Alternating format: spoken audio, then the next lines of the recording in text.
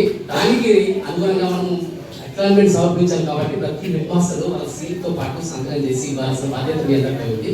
దాన్ని స్కూల్ వైజ్గా పేర్స్ ఉన్నాయి, ఆ పేర్ల ప్రకారం మీకు ప్యాకెట్స్ ఇవ్వడం జరుగుతుంది. కాబట్టి అక్కడికి వెళ్ళిన తర్వాత మన గోదావరి గారి సహకారం తీసుకుంటూ కానీ నర్సయ్య గారి పేపర్ యూట్యూబ్ సంబంధించి అవగాహన దాని వీడియో పెట్టడం జరిగింది. దానికి విద్యార్థులతో మాట్లాడుతూ ప్రైవసీ ఉంటుంది కాబట్టి వాళ్ళతో మాట్లాడుతూ ఈ యొక్క అవగాహన పెంపొందిస్తే వాళ్ళు యూజ్ చేసుకోవడానికి ఈజీగా ఉంటుంది. కాబట్టి దాన్ని అలా యూజ్ చేయమని చెప్తాను.